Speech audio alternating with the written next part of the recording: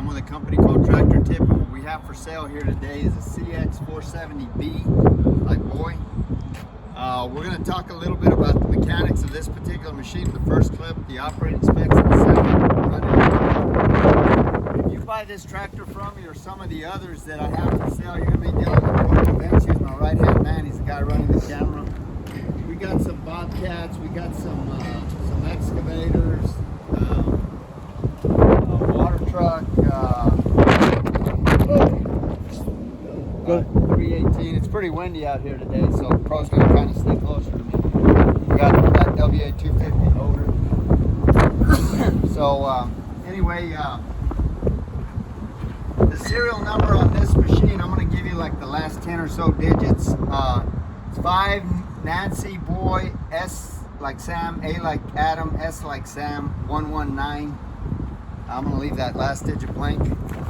Price on a new machine like this these days is probably $550,000 to $600,000.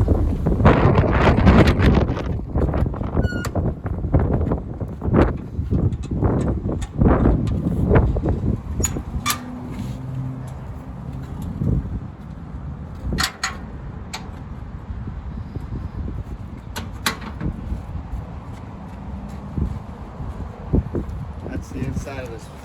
That's the belly of the beast right there. So as far as manufacturers go, this machine is, for case, is pretty ubiquitous out there in the world of heavy construction, mining, and equipment.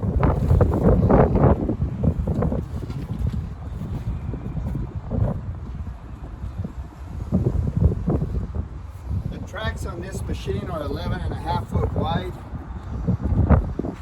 Transportation link from the end of that counterweight right there to the front of this knuckle when it's in transport profile is 40 feet. Comparable machines are like a Cat 352F or a Komatsu PC450. As far as the history of this unit goes, this machine, like almost every machine we purchase, is an original owner Dallas, Texas machine.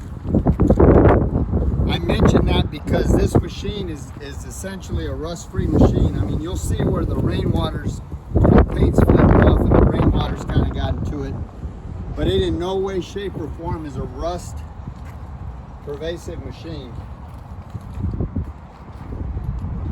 We're about 300 miles from the ocean, and we're far enough south that the only salt we see is the salt on our kitchen tables. Me and Uncle Pro try to avoid that because we have high blood pressure.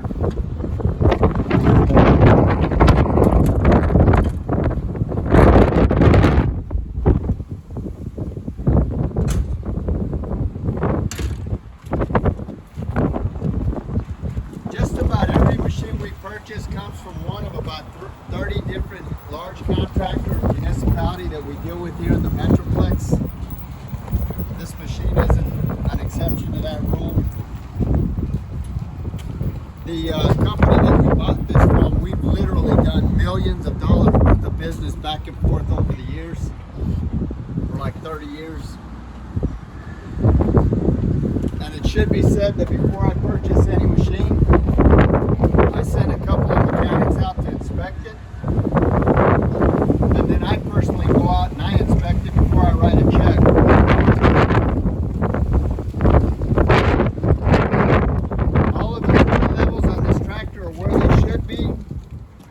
There's no leaks. Everything on it works. The AC blows cold. Heater works. Everything on it works. Top speed is about 3.3 miles an hour. You can see your undercarriage here is probably about 85%. There's no leaks on these final drives. The final drives have got plenty of power to counter rotate. The hydraulics are strong. There's no cracks or welds anywhere in the work equipment.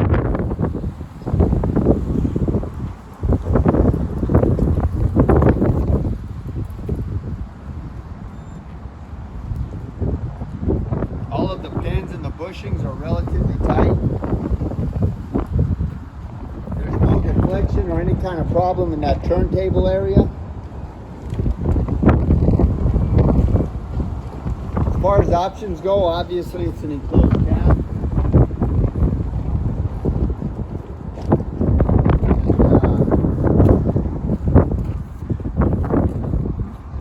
It's got auxiliary hydraulics. You can see where the line is capped off up there. They just took the line off. But you can run some piping down that stick and put auxiliary hydraulics on, like a breaker or whatever it is you want to put. It's got a coupler on it, a fully functioning coupler. We'll disengage the bucket and put it back on here in a little bit. Show you that works. The width of this bucket is 51 inches. The bite is 51 inches. It'd be considered a 48-inch bucket, but the bite is 51 inches. It's from the top of that tooth up, it's 6 foot 3 inches, and the depth of this bucket is 6 foot 10 inches. It's a big bucket. Yeah, that bucket right there is probably about a yard and a half.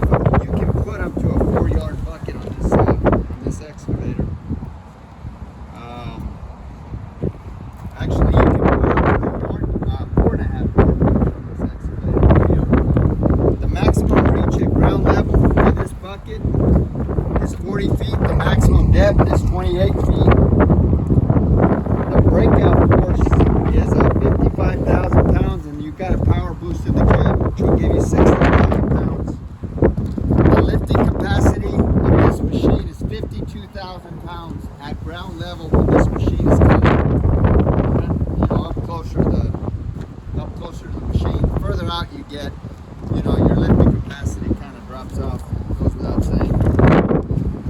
Now this coupler right here, this coupler is what they call a pin grabber type coupler. So the center to center on this coupler is 21 inches, and the depth is this coupler is 14.5 inches wide. So if you have a bucket, it doesn't have to necessarily be exact, because these pin grabbers, they're the best. You can pick up any bucket with them. So let me think here. Yeah, all the lights on it work. Everything works, bro. You got anything you want to say? No, it's a very powerful machine. Yeah, we probably should have cleaned it up a little bit better, but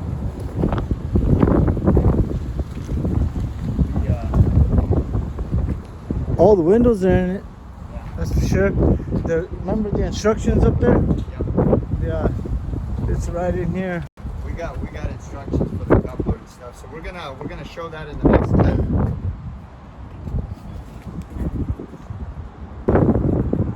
All right, here's a compartment right here. It's coming up the steps, and we're going to start this engine up for you.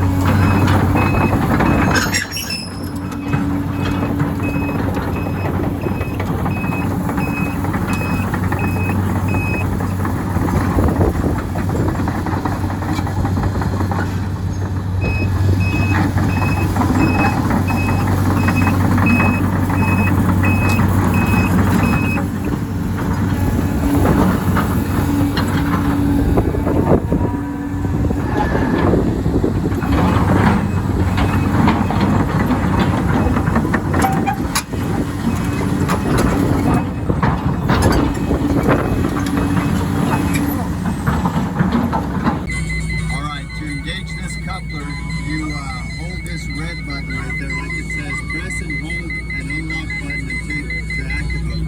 Now we come back over here. And we're going to connect this bucket right here.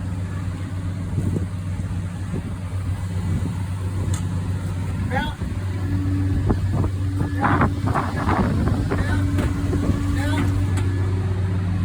Okay, now hold the green. Hold the green right there. Now what you do Hold is the you hold the green. green. Have him curl it up. Then you curl it up. Now curl it up as you hold the green. Curl it up as you hold the green. That's it. That's the way you connect it. Okay. What? Alright, so this is the inside of the cab. There's your monitor panel. Oops. This key is a little bit tricky. There's your radio.